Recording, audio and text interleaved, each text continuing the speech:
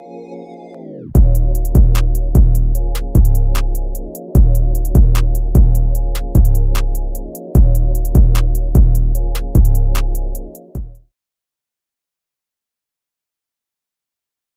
going on, everybody? It's Rich Perez welcoming you back into another dose of your weekly rundown. Joined in, as always, my co-host, my brother from another all the way from the U, Kayson Davis. How you doing, Kay? Good. How you doing today? Doing good, man. I can't complain. When you work hard and work after things, good things happen, right? So I can't complain. How you doing? I'm doing good, I man. said that already. Had an eventful day today, so yeah. That's great, man. That's great. You doing well though? As long as everything's good, you doing well? Yeah, I'm doing good. Went for a little bike ride today, so that was good. That's what's up, man. That's what's up. Florida's starting to open up nice. Low key, they've been open, but you know. I respect it. It's been a little slow news week, man. But we, even in slow news weeks, we gotta prevail. We gotta persevere. Coming to you guys on a Wednesday instead of a Tuesday, but that's okay. So I want to get into a little draft talk to start the show. Of course, you guys that are tuned in right now, I know we'll have a couple more people tuned in as the show goes on, but you guys that are tuned in, please send in those questions and we will answer them to the best of our ability. But I wanted to get into a little bit of draft talk today. And the thing, as far as the quarterback movement that's going on, this four quarterback, these four quarterbacks that everyone's talking about. We know that Trevor Lawrence is going number 1 overall. We have a pretty good sense that Zach Wilson's going 2nd overall. We talked about a bunch of weeks back about how the San Francisco 49ers made this huge blockbuster deal with the Miami Dolphins to move up to get the 3rd overall pick.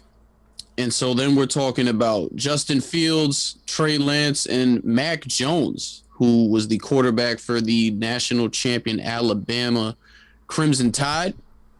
Roll Tide, as they say. And then we start hearing how the 49ers are going to take Mac Jones with the 3rd overall pick, or they're at least very interested in taking Mac Jones with the 3rd overall pick. And that's got a lot of people, myself included, flustered, because coming into this thing, it was Trevor Lawrence and then Justin Fields, and keep your eye out for Zach Wilson, and Trey Lance is in the mix as well. Nobody was really talking about Mac Jones like that. And all of a sudden we start hearing his name coming up as a top 10 pick. And now the 49ers are going to trade up to take him. That's crazy to me, man, because you kind of talk about it kind of being a reach. Like, you don't have to trade up to get a guy like Mac Jones. Where you're picking, he should be there. You know, the system that Kyle Shanahan and the 49ers like to run is definitely tailored more to what a guy like Justin Fields and Trey Lance do, as far as, you know, moving with the ball, aside from sitting in that pocket and throwing it. And Mac Jones, he don't got wheels on him. He's like that prototypical pocket passer. You know, he's not a bad quarterback, but as far as a pro goes, I could say that I'm not the biggest fan of his. I think maybe he's more pro ready right now than a lot of these guys that are coming out. But as far as his ceiling goes, I don't think it's higher than a lot of these guys. I think very highly of Justin Fields. At one point I was saying I think he's kind of talent-wise really with where Trevor Lawrence is at. And unfortunately for Justin Fields, people are kind of, because he plays for Ohio State, and Ohio State hasn't had a great track record for quarterbacks in the pros, that's kind of going against him. And I believe the fact he's a black quarterback is definitely being worked against him as well. You know, they still use those code words and everything. Oh, he doesn't make his reads well, doesn't see his progressions well, and things like that. So I mean, well, look everything I just said. I say how what the 49ers do is more tailored to what Justin Fields and Trey Lance can do. The first thing you would say is, with all this commotion about them going after Mac Jones, is it's a smokescreen. But then you got all these executives coming out today and saying, you've got the 3rd overall pick. Like, we know who's going where with 1 and 2. Why would you create a smokescreen with the third pick? So I don't know. This is just a confusing situation to me. Yeah, definitely. Just for all the things that you said, but maybe he came out in these workouts and showed something over this time that maybe has the 49ers considering taking him a little higher. I don't know if when they traded for the pick if he was the option, but maybe going through some workouts and a couple things like that, they seem like okay, like maybe we should consider taking him. And it's the same thing kind of with Justin Fields, like you were saying about maybe him being a black quarterback and things like that. I know Stephen A. had a whole segment on it the other day talking about how if some of these other quarterbacks and even some of the issues that these other quarterbacks have had over this time, how it hasn't hurt them, and for some reason why they're using all these reasons that the small issues that Justin Fields has to kind of hurt him. So it could be something like you were saying, but maybe he just been looking better in workouts, and that's why people want to kind of move up. So like you said, with the third pick, it's confusing to why someone would maybe have a smokescreen there, but maybe they just don't want people to know what they're doing. Well, I don't know, man. It's just weird. Like let's hone in on Justin Fields right now, because I think Trey Lance is pretty good as well, but Justin Fields, like I said, I think that Zach Wilson's up there for debate. I said last time we talked about Zach Wilson, I like him too. But with Justin Fields, it was kind of like, these are the two best guys. It's Trevor Lawrence, then it's Justin Fields. And, we're having a different conversation now, but let's hone in on Justin Fields. At his first pro day, he ran an unofficial, 4.5 at 233 pounds. That's very impressive. Number one, he's got a heck of an arm. The arm talent's there. He never lost in the Big Ten. I just don't get it. You know what I mean? Like, it goes kind of to scouting the helmet, I guess, and that's where you go wrong every time.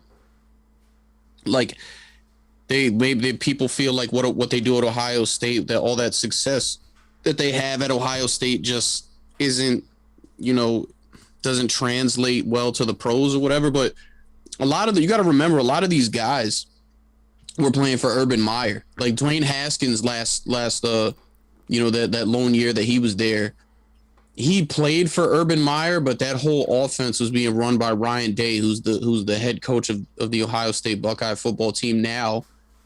And then they had Quincy Avery on, who's the quarterback coach for the personal quarterback coach for a lot of these guys. And he was breaking it down because, some people had some negative things to say about Justin Fields as far as his work ethic and things like that. He completely refuted that about how hard he works. He's a sponge. Anytime you put something in front of him that letting him know that this is what you can do to get better, he's immediately going out there doing it. He was talking about how they put him on a vegan diet and things like that just to, work on his fitness and stuff like that. I mean, I don't know, man. I think it's a combination of the fact that, you got these stereotypes with black quarterbacks, and he's a victim of playing for Ohio State. So he could be the guy that I think with the way things are going, because sometimes you need things to go in your favor, right? Lamar Jackson was the last quarterback in that room that got taken in that draft a couple years back that had Josh Rosen, Sam Darnold, Josh Allen in there, Baker Mayfield. And he turned out to, arguably be the best of them. But he also went very low, and the lower you go, the better team you're up on. So, if the rumors are true that Justin Fields is going to fall in this draft to as low as what people believe could be 10, I think the NFL needs to watch out. Yeah, definitely. I was gonna bring up the same thing you just brought up with Lamar Jackson.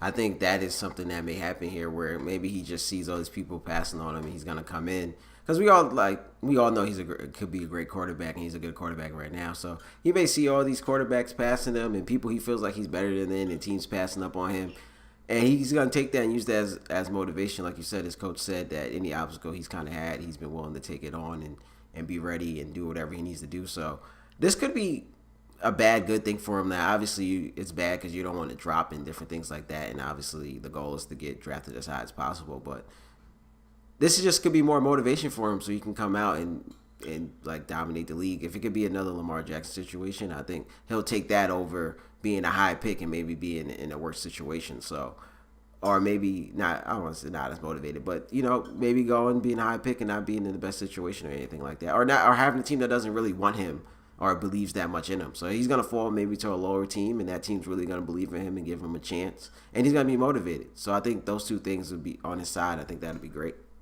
Yeah, the motivation factor's definitely got to go in there.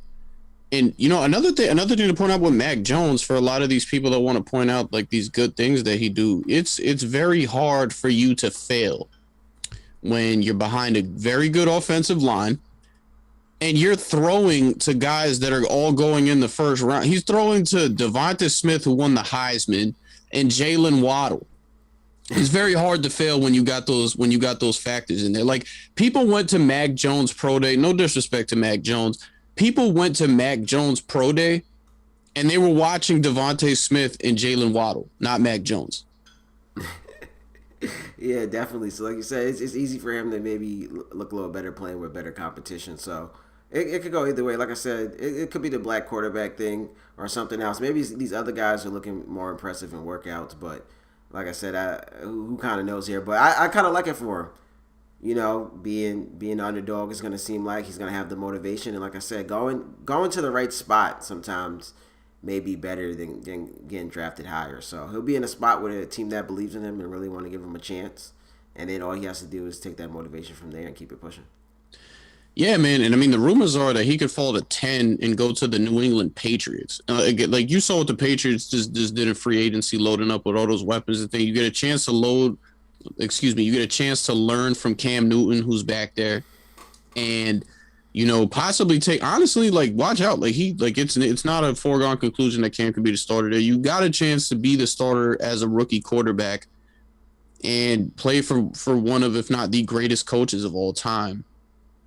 And with they got the championship history. We know Bill can coach. Like, if they can get him in there with his skill set and everybody that they just brought in, watch out, man. That'll be scary in a division where once it's the Patriots division and that's it. Now you got Josh Allen and the Buffalo Bills, who people are calling Super Bowl contenders. The Miami Dolphins are in that division doing very good things. And then, you wait to see what happens with the Jets. But now that turns into a division with four very, very competitive teams, or what could be four very good competitive teams if everything goes right. Yeah, definitely. And even though Cam is probably be the quarterback for this year, Justin Fields, if he ends up going there, he'll definitely be the quarterback for the future. So like you said, he'll learn under Cam this year, and maybe next year, if he's not the starter this year, it's a high chance that he can be a starter next year. So like you said, he could possibly become the starter there. But now, because we don't know how long Cam will be the quarterback over there, so we know that Cam is probably not their future quarterback. So if Justin Fields goes there, like you said, he's going to be able to learn under Cam, learn under maybe one of the greatest coaches that ever coached the game, and then have a year under his belt. And you know how I kind of feel about getting that year under your belt, learning how to the travel and different things about just how the NFL goes. So I think that'd be good for him. And then if he goes there, like I said, he's definitely their quarterback of the future. So the future would be bright for them. Yeah, absolutely, man. Well, your favorite team is picking 11th overall. There's some options there. I guess take the reporter hat off for a second, and as a fan, tell me what you want to see. You got offensive line, you go edge. You think a lot of people are linking them to Jalen Waddle at wide receiver now, kind of throw him in the mix with that group of wide receivers they have already? It's interesting. I kind of want to shore up the line a little bit. I'll probably go like offensive line if there's somebody there, because obviously we was able to get some weapons this offseason, and then Sterling and those guys are coming back, and then you get Saquon Barkley back. So Saquon Barkley, yeah. You got the weapons there, so you might want to shore up their offensive line for Daniel Jones and give him some time to get those weapons opportunities to get open, and for him to get them the ball. So I think that's probably where I'd be leaning towards right now. All right, I definitely feel you on that, man. I know Rayvon Slater from Northwestern, the offensive lineman, is someone that they're talking about heavily going on there. But shout out to Bart Scott, former NFL player, played for the Baltimore Ravens and the New York Jets, helped bring the New York Jets to two AFC championship games. He kind of laid out something pretty interesting for the Giants when Mel Kiper of ESPN linked the Giants to Jalen Waddle at 11. He said it's not a bad move for them, and if you're gonna do that, because obviously you see how good he is. He's his pro comparison is Tyreek Hill. That's not a bad guy to be compared to at all. He says if you're gonna do that, you know you need to still fix the offensive line. He said if it was him, he would move Nate Solder to guard, he's coming back now, and you still have Andrew Thomas on one end, and then give your next year's draft pick to the Baltimore Ravens to get Orlando Brown, and now you got Orlando Brown at one side of the line and Andrew Thomas at the other. Yeah, that's a solid move. And then that kind of shows up the line too, and then you add another weapon. So it's kind of the same thing. It might even be a better option because it's the same thing I just said about shoring up the line, and then you get that weapon in the draft with another wide receiver. So I think that's actually a great option too if they're able to pull that off. Yeah, there's not. I don't know if there's a wrong move here. For me, I think if they were gonna do what he was talking about, then fine. But I think if for what I would rather see, I think they did enough as far as the weapons go right now. You got to be able to keep your quarterback upright and be able to have him get the ball to them efficiently. So I would go offensive line as well. But also, you want to kind of show up that the defense improved last year. They definitely looked very good. But I wouldn't be. We know we need it. We know the Giants need an edge rusher. That's been their other thing. So I wouldn't be mad if they took an edge rusher there too. But honestly, the way it looks like there's not a bad move they could make here. Yeah, definitely. I don't think there's ever kind of a bad move when you go defense. Obviously, maybe if you have someone like in the quarterback spot already, but you always want to shore up that defense because, like you said, defense wins championships and different things like that. So, but yeah, the offensive line too. If they're gonna go that route, it just kind of shores up that okay, we gave Daniel Jones everything he needed, and maybe he's just not that quarterback of the future because that could give another maybe thing like okay, the offensive line is not there, so we got the weapons for him, but he can't get him the ball because the offensive line is maybe not putting him in the best opportunity. So if you do go offensive line, it'll be like okay, we got you everything. Maybe you're just not the quarterback. We might end up moving on in the future or something like that. So we really get to see if he's that quarterback. And if you go defense, I think you can't never go wrong with shoring up your defense because, like I said, defense wins championships. Yeah, absolutely, man. So you know what I like to do at this point in time right here, man. We got to switch it up. So let's switch to hoops. That's starting to be my new catchphrase. Let's switch to hoops. Did you see this? Mark Cuban and Luka Doncic were kind of complaining a bit about this playing situation. Mark Cuban kind of went at it from a business standpoint, and then Luka Doncic went at it from a player standpoint.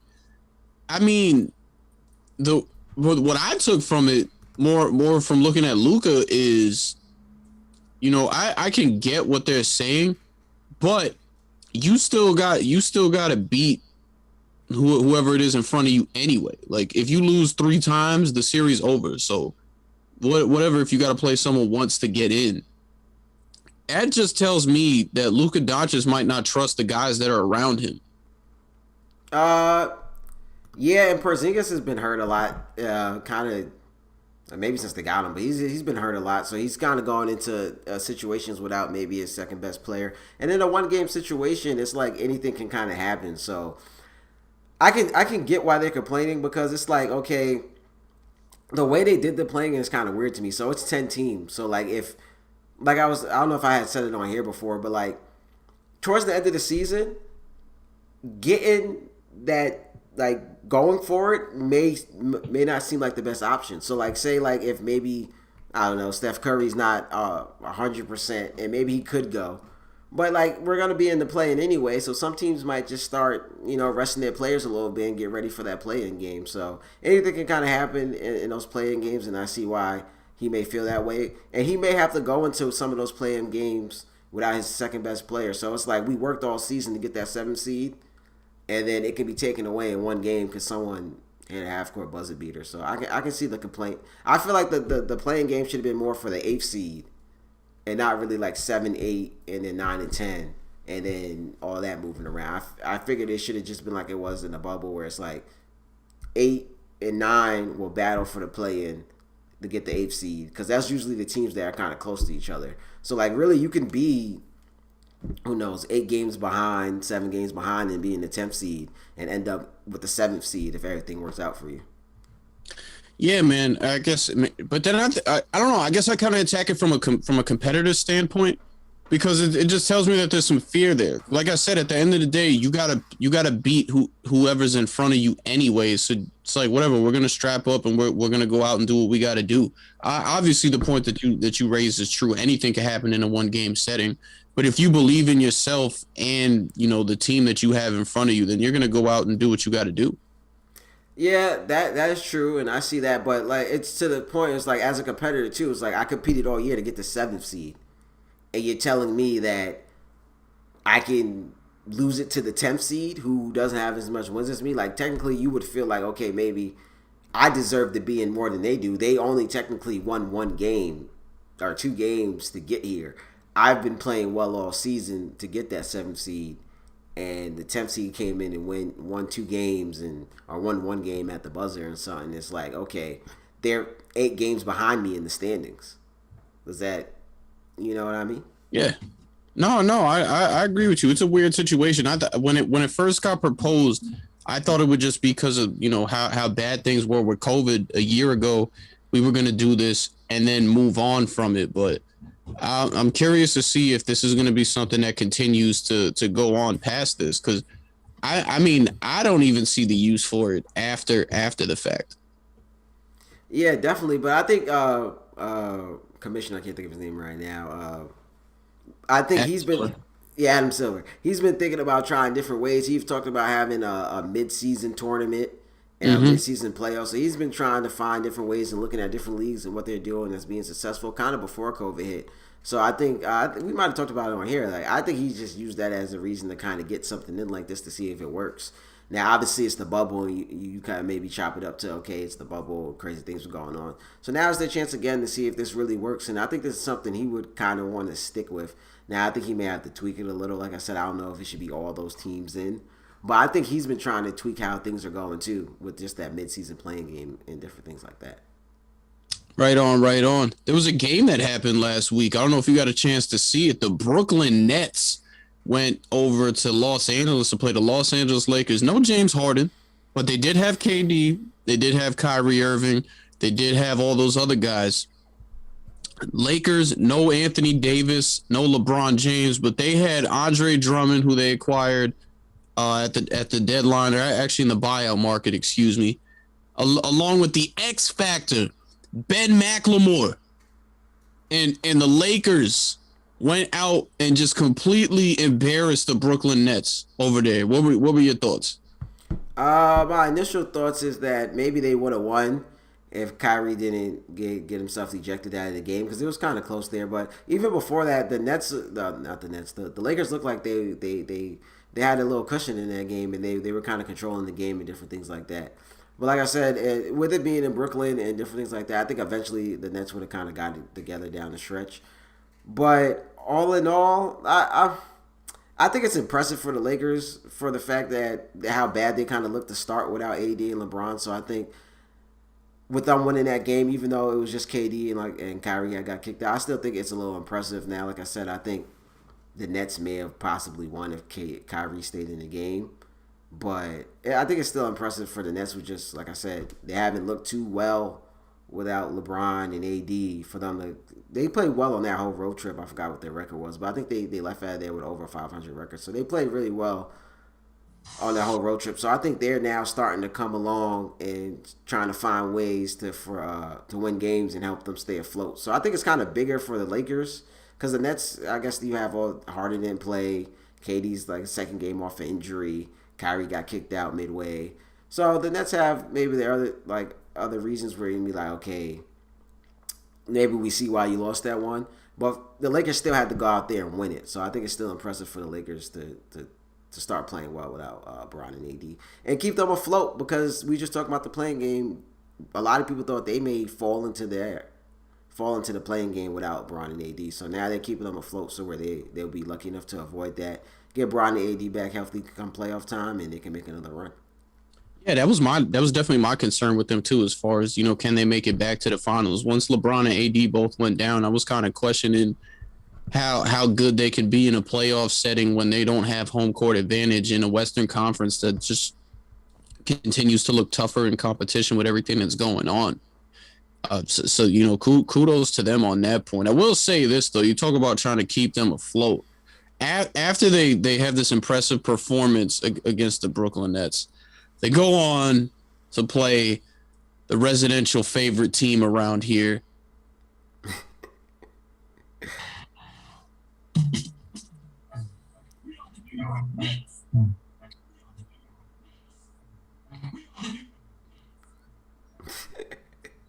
Go New York, go New York. Say go New York, go New York, go. Go New York, go New York, go. The Knicks, the New York Knicks. They went out there. They don't play around. They go in for blood, and they come in and they mean business. The New York Knicks beat both of the defending NBA champs from the last 2 years, the Toronto Raptors and the Los Angeles Lakers, and they sure did look impressive doing it. Now, RJ Barrett, who a lot of people have had questions about, he did lay an egg the last game, but previous to that, he's starting to look like he was coming into his own a little bit, man. So, what are we thinking about these New York Knicks as we continue to talk about them and what they need to do, and can they take their number 3 overall pick in RJ Barrett and make him a face of this franchise? I think that's the goal, taking him as a number 3 pick. A lot of people expected him to kind of be that player, but we see where he was at Duke, and maybe he wasn't the player that everyone thought, but he was the number 1 player in the nation coming out, and he's had Steve Nash as his godfather and different things like that. So he has everything he needs in New York. He has Tibbs over there now, so he, like you said, he's coming along. You know what I say about rookies? You need that 1 to 2 years under your belt to kind of get things going and stuff. And now they're on a better team. He has a good coach around him. He's gonna have him playing defense and letting him know what he really needs to do. Because we saw what Tibbs was kind of able to do with D Rose and making D Rose the player he was. So Tibbs knows how to get the best out of players. So I think it's good for New York. They definitely need it. He's probably been better than expected, which is very good. But like I said, you need that year or so under your belt. And I think he learned from what happened at Duke. He learned from his first year. And now he's coming along and he's playing well. And I think the Knicks playing well around him, too, has helped him a lot, too. And then having those veterans over there has given him a lot of confidence and different things like that for him to kind of go out there and do what he can do. So it should only be up from here for him. So if, like I say, he was the number 1 player in the nation. If he can keep going like this, it seems that he can kind of reach his potential and be an all-star player soon. Yeah, I see somebody here very near and dear to my heart says, did I just hear Rich talk positive about the Knicks? Yes, you did hear me talk positive about the Knicks. I don't hate the Knicks. So sometimes their fan base just irks me a little. It's kind of like the Dallas Cowboys, very, very similar in comparison as far as everything goes with those two organizations. But nonetheless, I do not hate the New York Knicks, and I give them their props when they are just due.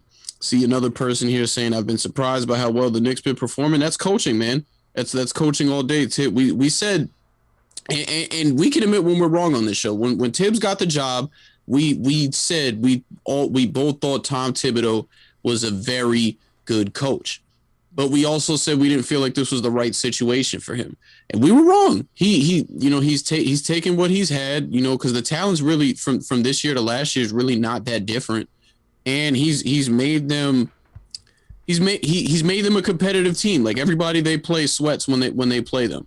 So, I mean, they're a team you got to watch out for in a play-in with the one-game setting. I think they're going to get into that.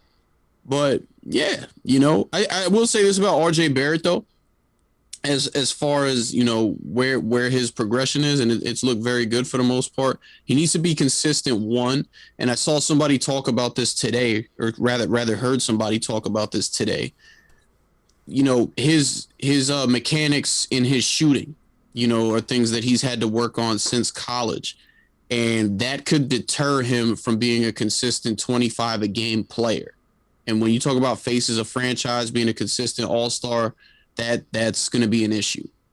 Yeah, definitely. I think his shot selection too may be a little bit of an issue, but I think one thing he's shown this year, he's not afraid to take the big shot. I've seen some games, even a game I was watching the other day. I forgot they might have been playing Minnesota, but he's not afraid to take that big shot. So I think that's one thing that's good. So you know that he can being a star player, you might be asked to kind of take that shot. So he gets his shot selection together. He gets his shot together. I think he'll be all right, but I think it maybe my expectations for him wasn't as high, but I think he's been maybe a little better than expected, kind of early too. It's like you said with Tibbs, it's kind of the same. I put up a poll, not a poll, but I asked when Knicks first hired him. I asked Knicks fans how they felt about it, and if I go back and look at it, I'm pretty sure it wasn't a whole bunch of positivity about it. So I think Tibbs has done a phenomenal job, and yeah, like you say, he's making the Knicks kind of respectable again. So we'll see how they finish and see how things go. But he's gotten the best out of a lot of players. RJ we're talking about, but you also got to bring in Julius Randle. He's been kind of on the up since his New Orleans days, but still, I think Tibbs kind of just turned him into an all-star. So he's been getting the best out of a lot of players. And Julius Randle actually said that in an interview with 98.7 ESPN here in New York on the Michael K show. These guys just wanted to be coached, and they didn't feel like they were being coached with the staffs that were in place before. Like Julius Randle, we talked about this before. Julius Randle this season compared to last is night and day. Knicks fans couldn't stand the sight of Julius Randle a year ago. They wanted him gone. Now he's there. Now he's the savior of New York, apparently. Like he's the franchise player, and he's playing like it. I said numerous times I don't know if he's going to be a long-term guy for the Knicks. Like that's their guy with everything that they have and what they could do in the future. But for this point in time and in a year from now and maybe 2 years from now, he's definitely a staple for you. And him and RJ Barrett, I got into it a little bit with someone else who's a big Knicks fan that I know, but it's honestly true. Him and RJ Barrett are the guys for this team. Those are your go-to guys who should be having the ball in their hands late in crunch time. You talk about RJ Barrett not being scared to take those big shots. That's a great mentality to have. Then, Julius Randle, but throughout the season has shown the ability to be that go-to guy in crunch time. So, I mean, I feel like they got to build around those two. You were talking about them having to build around RJ Barrett when they first brought him in. Those guys definitely got to kind of exemplify that New York go-getter mentality. Both guys that want to be here, because that's what it is at the end of the day. You want people that are going to. New York is not an easy place to live. They say if you can make it here, you can make it anywhere. It's very true. And in this market, for any team, whether it's the MLB, the NFL, the NBA, or the NHL, to be successful here, aside from play, you got to be able to take. You got to be able to take what comes with playing in New York. The fans will love you when you're on top, but when you're losing and you're not doing their thing, they're going to come after you. And that's every fan base here that is ruthless, especially the Knicks. And these guys have shown that they're able to deal with that. Yeah, definitely. They've shown they kind of had that New York mentality. And if you really think about it, that's kind of what Tibbs brings. A lot of people, when they talked about getting Tibbs, they kind of felt like maybe he wasn't the right guy. But he kind of brings that New York mentality, that gritty, get in your face kind of, they're going to play tough defense and different things like that. So I think that has really helped them along the way. So, like I said, it's only up from here, and you can see how it goes. But the Knicks are kind of becoming the Knicks again. And like you said, with it being so tough to play here like that, a lot of people may want to come here, but with how bad the Knicks were going, they're like, I'm not even going to put myself in that situation because, like, if you lose, it's going to be put on you. Kind of like what happened with Melo. We all seen kind of how that kind of unfolded and how Phil Jackson and stuff was treating him. So if you lose, it's going to be all on you. And a lot of those factors may not just be you. So now that the Knicks are looking respectable again, I think they're going to be able to get some pieces to come over here. Like you said, Julius Randle and them might not be their options going forward, but I think they're setting the base to get New York back to have other options come over. Yeah, man, for sure. I mean, it definitely went down a bit, but that was the rumor that a big name was going to come here within the next year or two. So they got something to be proud of, a good product to be proud of. I think there's a good chance they can make the playoffs as a low seed here. You know what my thing is? I would love to see the Knicks in the Nets first round. That would be great. I don't know if I don't think the Knicks are gonna fare well in a best of 7 series. But just the fact to be able to have that first round and a little rivalry there, that'd be fun. I know Julius Randle's son isn't a big fan of the Brooklyn Nets, but they according to Julie to not Julius Randle, but according to some players with the Knicks, while the Nets have a big three, the New York Knicks have a big five. So Yeah, I see New York say that. Obviously, being here, being from New York, and you guys being in New York, that's what we all want to see. We want to see that New York versus New York battle. Even though it's like you said, the Nets are probably gonna, I don't want to say walk away with that one, but everyone expects the Nets to win. It's kind of like last year with the Lakers. We want to see that in-state, in-city rivalry, and at worst, the fans are gonna get a kick out of it. So that is it. So the Nets versus Nick talk, all that going on. Those fan bases kind of clashing with each other, just right next to each other. So at worst, the fans and all of us will get a kick out of it. So it's definitely worth to see, especially for New York. I gotta shout out a friend of the show, my man Rashad, who Kayson, you know him very well. I don't know if you follow him on Instagram. He put blasphemy. I say he posted that Julius Rand. There's a team in New York where Kevin Durant, James Harden, and Kyrie Irving all play for this one team, and Julius Randle is still the biggest star in the city, sir. Your fandom needs this. This is what I mean. This all I'm talking about. Your fandom needs to get thrown out of the window when it comes to these things. Like, as Julius Randle has been great. The New York Knicks are the team. They are not, Julius Randle is not the biggest star in this city. Cut it out right now. You know how I feel about Shad and his Knicks talk, but they might have a point right now. Nah, They man, no. might they might have a point right now. Like, obviously this is a New York Knicks city, and obviously the Nets are trying to come take it over, and they do have a big three. But like Julius Randle, with the way he's played this year and just how much love he's gonna get from the Knicks fans, and the Knicks fans have been starving for something like this, something for them to back, just anyone for them to back.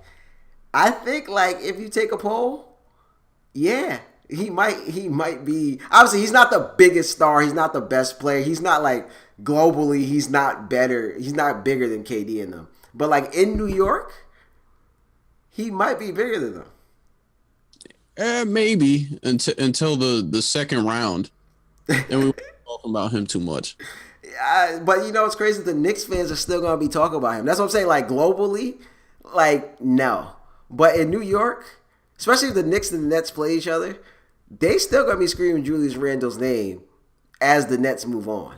So, like, in New York, they got a case. They got a solid case. All right. Well, we got a question here that's segues into something else we wanted to get into here from Adia R. How much do you guys think Jamal Murray's injury will affect the rest of the Nuggets season? And I definitely wanted to get into this, so I'm glad that question was brought up here. I think that Jamal Murray is such a big factor for the Denver Nuggets that takes them out of title contender conversation. Like, they're going to be a very good team in a tough out because they still got a lot of good between, the Joker. You brought Aaron Gordon in there with the trade with Orlando. Some other very good pieces in there as well, young pieces. I mean, but no, like, Jamal Murray is a future star in this league. He's already cemented himself as a name that we all need to watch out for. Even when they played Utah and he had that back and forth battle with Donovan Mitchell when they were going back and forth for 50. So, he's kind of your face of the team that really takes you over the top with the scoring ability that he has. So not having him for the rest of this season hurts them tremendously. And I don't really see them going on any type of run with that. Yeah, definitely. I agree with everything you said. That kind of takes them out of the to contention to make it to the finals, even win the title. So I think they're I don't want to say they obviously just signed Austin Rivers and they're trying to figure out other ways to kind of maybe fill that void. But if you just look how Jamal Murray played in the playoffs last year, played in the bubble last year, he gives you that 1-2 punch with the Joker and kind of gives you that score that you need. You know, when it's like, you know, I don't want to compare him to Shaq and Kobe, but when Shaq and Kobe was dominating the league, a lot of people say Shaq could just bully you all game, and then if the game was close, Kobe was gonna come finish it. Now, obviously, it's not like that, but in a sense, it's that 1-2 punch. Joker's going to do what he does, and Jamal Murray's just that scorer that kind of throws you off a little bit. So with that kind of being gone, and it's like towards the end of the season, they don't have enough time to kind of replace that. And like I said, you've seen him going back and forth with the 50, how he played in the bubble and just like that. He was we were expecting him to take that next leap this season, and obviously he's played very well this season, but it wasn't like how he played in the bubble. So maybe it sounds like he came back to normal a little bit, but we saw how he played in the bubble. We saw how he played in the playoffs. He could just be waiting for the playoffs to kind of do that again. And if he's going to play like that, that can take you back to the Western Conference Finals. That can maybe get you a finals run with the injuries that's kind of going on with the Lakers and things like that. So it definitely takes them out of title contention. And in a sense, it kind of takes them out maybe next year too. It's an ACL injury now. Over the last 10 years, medicine has gotten better, and ACL injuries aren't like career-ending injuries. So obviously he'll be back, but he's gonna miss most of next season, especially with them trying to have another quick turnaround for next season to get things back to normal. So they're gonna have to try to figure something out in this time, but I think it's gonna hurt them playoff time. And then with the Joker being their best player, it's hard with your big being the best player. We've seen it with last year in the playoffs with Joel Embiid. It's easy for them to double. It's harder for you to kind of catch it towards the end of the game and different things like that. So they're gonna have some issues that they need to work out. But Joker obviously is still a great player. He's gonna lead them as far as he can. But I just think in the playoff time when it comes, a lot of teams gonna send doubles at him. And it's different things like that. And then we saw what the Jazz did. And you saw how I was on them, but how the Jazz are kind of just running him off the court in the pick and roll. So they're going to try to attack him defensively. And now he has to carry such an offensive load. They're going to try to attack him offensively too. So I think that's going to hurt him a lot come playoff time. Yeah, man. Absolutely. Got another question here from Tony Negron. I hope you're here with it for the Knicks talk, man. I would hate for you to miss that. Tony, what's up? What's up, bro? Seeds 4 through 9 in the Eastern Conference is super competitive. What do you guys think of the talent coming out of the East versus the West now? I've been saying consistently now for a while that the talent in the East is continuously getting better. I still think with everything that's going on in the West is still the better conference. But I mean, the East is definitely the talent coming out of the East is better, and the title contenders are there in the East. Obviously, you got the Brooklyn Nets. Philadelphia is still in the mix, you know, and you can't count out the Boston Celtics and the Miami Heat. The Boston Celtics are kind of starting to get into a little bit of a groove now, and the Miami Heat have dealt with injuries all year. They're starting to get, back into the swing of things with the Oladipo trade. Oladipo's actually starting to look a lot like him, a lot like himself. Yeah, I think the West is obviously still a more dominant team. I mean, dominant conference when you look at it, because you look at the bottom, they have the Warriors and different things like that. But the East is coming on. They definitely got better over the years, and like you said, the contenders are definitely there. So if you just want to do contenders, then like it's a lot even now than kind of what it was back in the day. But at the bottom, it's getting more even too.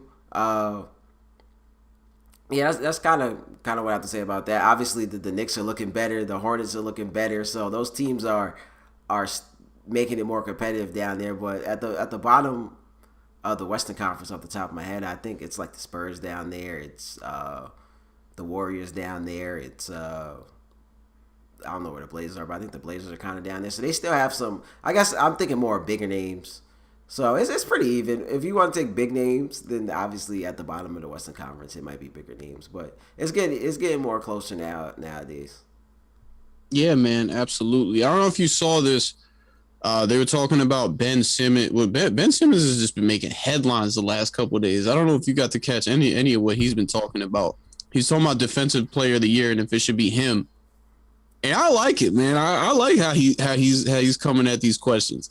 So, Rudy Gobert is a guy that's in competition with him to win Defensive Player of the Year.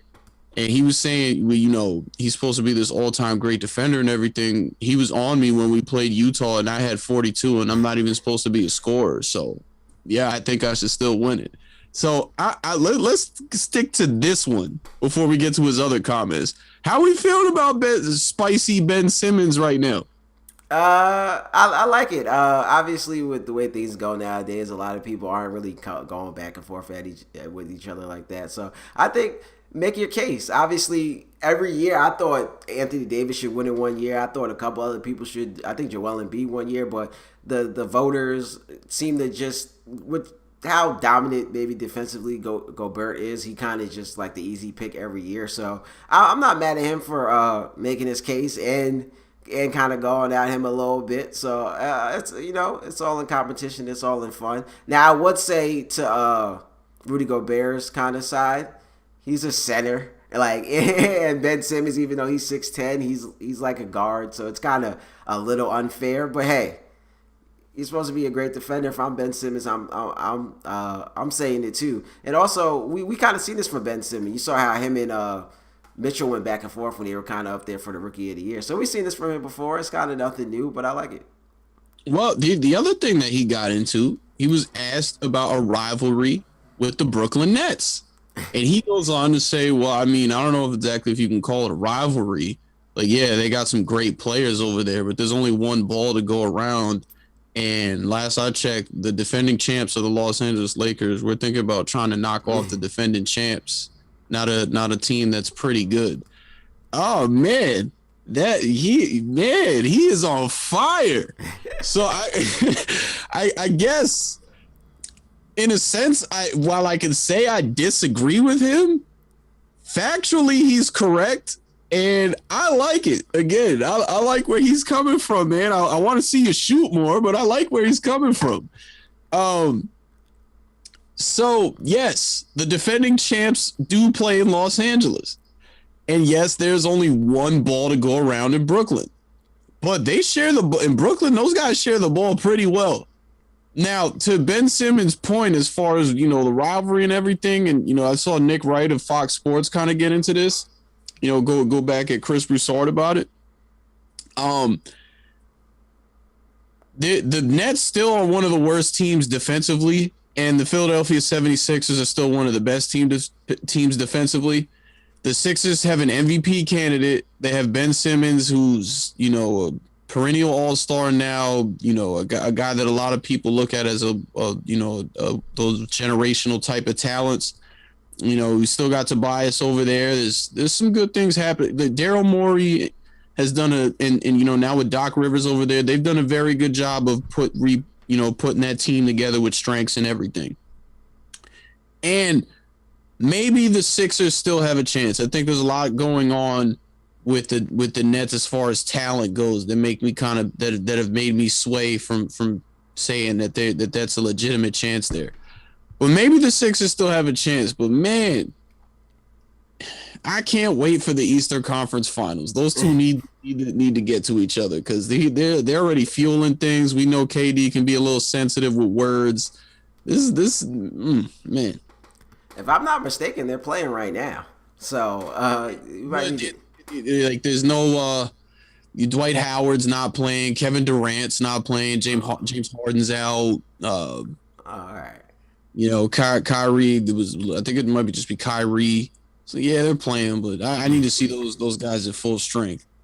Yeah, definitely. To the rivalry point, I can get not calling it a rivalry yet because they haven't really matched up with each other yet. Obviously, rivalries are more kind of made in the playoffs when teams went at each other a couple years, or maybe the teams are in the same city, kind of like we were just talking with the Knicks and the Nets, kind of something like that. So they haven't matched up with each other yet. I think if they run into each other in the playoffs this year and then run into each other next year, it'll be more of a rivalry then. And also, I guess they're playing tonight, but I can't remember the other times that they played. It hasn't been like chippy games, people going at each other back and forth. So I'm going to call it a rivalry yet. Now, obviously, we all expect it to probably get there, but I agree with him with it not being called a rivalry yet because we haven't ran into them yet. Nothing has really happened with them. They're just a good team that kind of plays over there. So when we run into them, if it kind of turns into that, then it'll be that. But right now, the Lakers are the champ. So that's who we're kind of going after. And I like that mindset. I like him coming out. I like him saying that. I like him thinking that. And with him being the leader of the team, that's kind of how you want your leader thinking. Like, we're not just thinking the Eastern Conference, because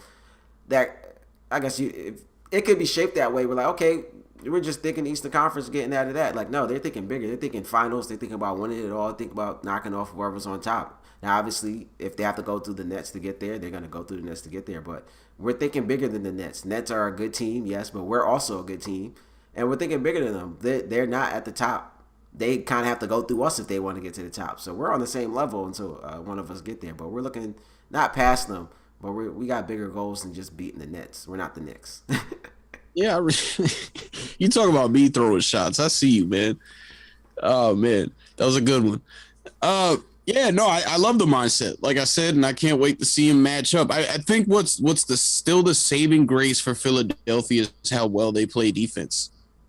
Yeah, and a lot of people, he talked about his own defense. A lot of people have been talking about Ben Simmons' defense on all the smoke. Doc Rivers was on there talking about how Ben Simmons just kind of swallowed guys and makes it really tough for guys. So I will say that he has to come back that up now, and not just regular season, postseason. He has to come, like you said, he has to start making shots. He has to come out there and back it up, because now, like you said, KD likes to go back and forth with people. That's the type of stuff he likes. Harden doesn't really go with the back and forth, but I'm pretty sure that quote will be painted on the Nets wall come playoff time if they run into each other. So he better be ready to back it up, and he's gonna have to play.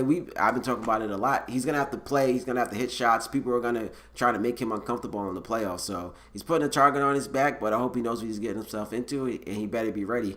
And if he's doing that, he should be ready. So I'm excited for what the 76ers could possibly do, because Ben Simmons looks like he's ready for war. Yeah, man, it's gonna be fun. I'm starting to get back to I want the LA rivalry. So if we can get Nets, Sixers, and Clippers, Lakers conference finals, it's gonna be a beautiful year, man. Yeah, definitely. Obviously, the Lakers have to get healthy and things like that, but we're all here for the LA. Especially, we just talked about Jamal Murray going down. We maybe wanted to see the Nuggets maybe get back there and see what they can do after last year. But yeah, I'm with the LA, and I'm with the Sixers Nets, but I wouldn't count out. I'm still not counting out the Heat yet, and I'm not counting out the Bucks yet either. I think those are gonna be two tough semifinals in the East. I like what the Bucks have done to kind of continue to get better around Giannis. With the same thing with Giannis's shortcomings in the playoffs have been the same the last 3 years though. It's been the same exact thing. So you hope having a Drew Holiday over there and the other moves that they made can help negate that. But he has to overcome that still. So I think that's a thing. We know Philly's not afraid of Milwaukee. They've shown that consistently whenever they've gotten a chance to match up with them. The rumor was they really wanted to match up with them that year that they lost to Toronto. And yeah, Miami's finally getting back to a healthy situation. And got some great pieces over there, very well coached, good organization. So all in all, it should be a fun playoffs in the East and West. We know what the Phoenix Suns are doing. The Nuggets are still good even without Jamal Murray. We'll see if the Warriors or the Blazers, whoever that is, can get in. Obviously, got Dallas. It's a fun time. Yeah, I think it's. I think that. I don't want to say it, but I think the Blazers should be maybe doing a little better than what they're doing. Now, obviously. What did I tell you, man? It's been up and down, but I think I tell you? They should be doing a little better than. It's good. Sooner or later, it's good. Yeah, you don't have to blow up a team all the time because they're bad. Sometimes a team is just stuck where they are, and that's the Blazers. So sooner or later, we're gonna have to have the conversation of blowing it up. They're not a bad team, but they're not going further than what they might have already reached their height, making the conference finals when they did. And they are who they are. And I don't know what else they can kind of put around those guys. If you look at the team they have right now, I feel like they have the talent around those guys. They're pretty deep. Melo, Covington, that backcourt, Nurkic, Zach. They got Kenner over there. Zach Collins is hurt right now, but he's going to be back. They got Derrick Jones Jr. I feel like they have a very talented team over there. So where maybe they should be doing a little better than what they are. They just got Norman Powell. So they have the talent. And I think it's kind of, like you said, maybe start to look at it like maybe like you said, we reached our potential, and where else could we kind of go? What else could they put around those guys to kind of get them over the hump? They have the offensive firepower. They should be the best offense in the league. They try to retool that team every year, and it's not like they make bad moves. Like, they make good moves. They just, like, they don't have the talent compared to these other teams to get over them. Yeah, definitely. I think, like you said, they might have to trade one of them to bring back that maybe other. Well, it's got to be. It sucks because it's gonna have to be CJ. You can't move Dame over CJ. Yeah, that's definitely true. So it's like they have to try to trade him for someone. Because you have to trade someone that's on another level than him, and CJ's already on a high level. So it's like they got to wait for someone to come available that they can kind of snatch. Like, I don't even like, obviously Bradley Beal is really great too, but I don't think he's gonna kind of tip the scale for them either. So you might just stay with CJ. So it's like it's tough because you have to wait for one of those players to become available, and then obviously have a team wanting to take CJ. Yeah, man. I really don't know what else they could do. That's the kind of why I've been in the mindset since Dame got his deal last summer, where it's just like, what else are you gonna do? Like I said, they're not a bad team. They're a very good team. I picked them to go to the play to get to make it in the playoffs from the play-in last year, but they just can't. They are who they are. That's where I'm at with it. Yeah, definitely. But I was looking up. They have the talent, and hopefully, there's still a lot of time left in the season. Hopefully, they can kind of get it together and make a run there. But we'll see how it goes with them and where they kind of go from here. Yeah, for sure. You got anything else for these people before we go, man? No, I don't think I got anything. I usually say thank everyone that came in, thank everybody that left, everyone that's here right now, and we came to you guys a day late, but we are here, so we'll see you guys in a week. Yeah, man. See you guys hopefully next Tuesday, but we will definitely be here. I'm taking a trip down to Florida. Hope I can link with you, Kay. You taking it soon? Like this week? No, soon. Yeah, I know you're talking about. You said it like you might miss next week's episode because you're gonna be down here. Nah. Give me a couple weeks. I'll be down there. All right. Oh yeah, definitely. I'll be here. Cool, man. So thank you guys for tuning in once again. It's Rich, it's Kayson, and we will see you guys next time.